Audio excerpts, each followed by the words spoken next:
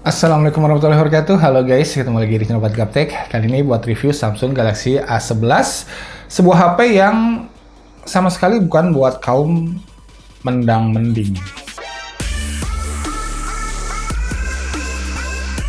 Oke, jadi seperti yang mungkin kalian juga udah tahu, di kelas low dan mid-range Samsung tuh menelurkan dua seri, ada seri A dan ada seri M. Jadi kalau saya boleh ngarang, seri A tuh artinya aksi lah atau action, yang penting gaya, keren, trendy, dan gaul maksimal gitu lah. Kalau dari Samsung sih, tagline buat Galaxy A series tuh awesome for everyone. Keren ya. Jadi menurut pantauan saya, mereka ngebuat Galaxy A pada berbagai pilihan harga dan spesifikasi, biar semua orang tuh bisa pakai HP Samsung yang cocok buat berekspresi, buat bergaya, buat statement lah. Jadi di seri ini Samsung naruh effort lebih di penampilan, desain, build quality, plus fitur-fitur kekinian yang lagi happening di kelasnya. Jadi yang penting aksi dan juga ekspresi. Oke? Nah, kalau seri M-nya karangan saya artinya mendang-mending. Ya kan ngarang ya, jadi bebas lah. Atau mature mungkin. Jadi di seri ini target marketnya menurut saya udah lebih mature lah. Untuk milih HP yang berorientasi pada fungsi, bukan aksi atau ekspresi kayak di Galaxy A series tadi. So, kalau kalian tuh termasuk kaum yang mendang-mending, juga mature, kayak saya, tapi ngidam HP dari brand Samsung, udah disediakan seri M, yang punya nilai jual di price to performance-nya. So ya, santai aja, Samsung Galaxy A series ini mau bikin produk kayak apa juga nggak usah protes menurut saya, karena kalau buat kalian yang masih protes, berarti ya simply Samsung Galaxy S series ini bukan ditujukan buat kalian ya. Jadi ya setiap orang juga punya preferensi, selera, dan kebutuhan masing-masing dalam memilih HP idamannya. Ya nggak?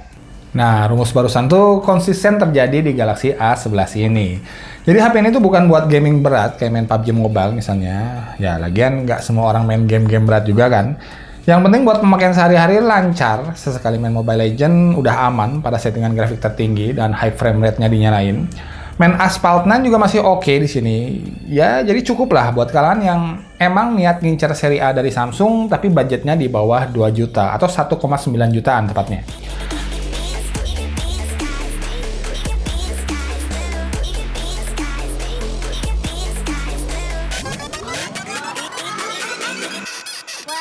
Kameranya juga udah cerah, terang buat dokumentasi berbagai aktivitas kita di siang hari, ditambah kamera wide angle dan kamera bokeh yang ya cukup handy lah di momen-momen tertentu ya.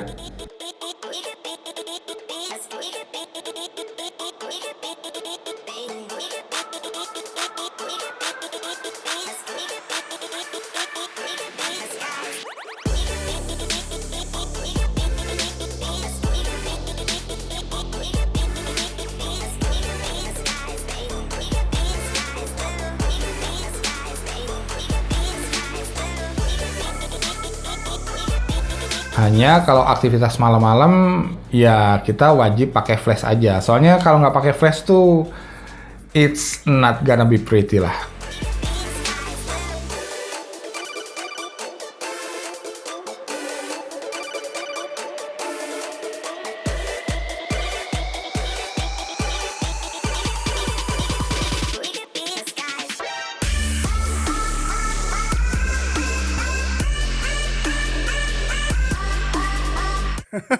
Ngetes kamera pak. Bagus nggak gitu. Oh, iya.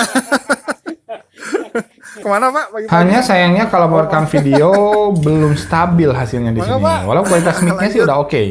Mungkin karena nggak ada sensor gyroscope-nya kali ya. Karena ya electronic image stabilization modern kan biasanya dibantu sama sensor gyroscope ya. Sensor magnetiknya juga nggak ada, jadi simply hanya ada sensor auto brightness aja di sini. Tapi poin plusnya, ekspektasi kalian yang pengen HP keren, unyu, kekinian, sama sekali nggak kelihatan murahan dari merek yang lebih terpercaya, teruji, dan teraman. Plus yang paling penting, tetap dengan harga yang terjangkau. Nah, bisa didapetin semuanya di sini. Karena nih HP sama sekali nggak kayak HP 1 jutaan. Desainnya tuh muda banget dengan pilihan warna-warna yang bold dan catchy, jadi jauh dari kesan low profile. Finishing material polikarbonatnya juga sama sekali nggak kelihatan murahan. Build quality-nya tuh solid banget dengan polisan fitur-fitur kekinian kayak triple kamera, USB Type-C, sama desain kamera depan yang udah model punch hole. Nah, jarang-jarang kan HP 1 jutaan punya penampilan se-happening ini. Ya, walau kalau aja kamera belakangnya tuh dibikin model ngotak gitulah. Lebih happening lagi sih sebenarnya.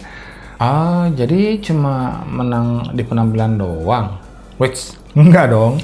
Samsung juga ngasih percikan beberapa bumbu penyedap kayak baterai awet 4000 mAh. Jadi kalau buat pemakaian saya sih bisa standby kurang lebih sampai 1,5 harian lah.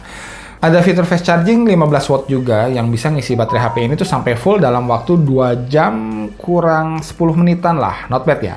SIM tray-nya juga lengkap 3 slot dan udah support VoLTE-nya SmartFriend. Plus tambahan sedikit charm gitulah, karismanya khas Samsung di One UI yang super ringan, manajemen baterainya efisien, simple juga, fun, tapi tetap kaya fitur. Dan di saat saya balik lagi pakai HP Samsung, ternyata yang paling saya cek duluan, yang paling saya rindukan itu adalah value added service-nya. Kayak Samsung Gift Indonesia dan S-Lime buat baca berita. Karena ya di Samsung Gift Indonesia tuh bener-bener kepake ya diskonnya. Bahkan true story, saya pernah beli kacamata di diskon sampai 2 juta berkat Samsung Gift Indonesia. Dan itu nggak bakalan saya dapetin di brand-brand yang lain. Dan kebiasaan saya baca koran tuh hanya ketika saya balik lagi ke HP Samsung di S-Lime.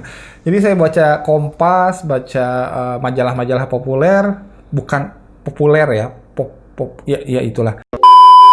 Kemudian nggak lupa harus saya mention kualitas responsivitas display Samsung tuh juara menurut saya, paling responsif displaynya dibandingkan brand lain kalau menurut pengalaman saya sih ya.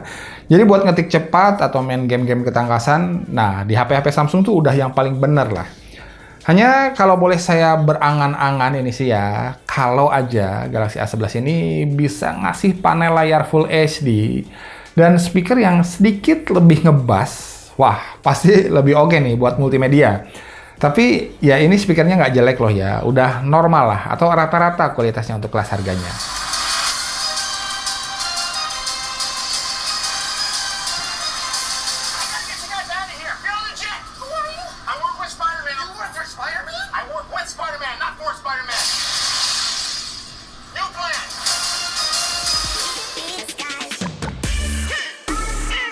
So, kesimpulannya, ya menurut saya calon pemenang Samsung Galaxy A11 ini tuh antara mereka yang udah tahu apa yang mereka mau, yaitu HP dengan gaya maksimal dari brand teratas, tapi harganya masih terjangkau, atau orang-orang yang udah pernah pegang langsung HP-nya, baik itu punya teman misalnya, atau jalan-jalan ke toko atau Samsung Experience Store misalnya.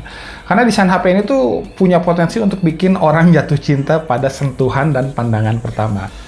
Ya kalau udah gitu, buat mereka yang lain-lainnya sih nggak terlalu pusing jadinya. Asal masih sesuai sama kebutuhan sehari-hari mah aman. Jadi ya keberadaan Samsung Galaxy A11 ini menurut saya sah-sah aja lah. Karena memang pangsa pasarnya tuh jelas. Oke? Thanks for watching. Mudah-mudahan videonya bermanfaat. Assalamualaikum warahmatullahi wabarakatuh.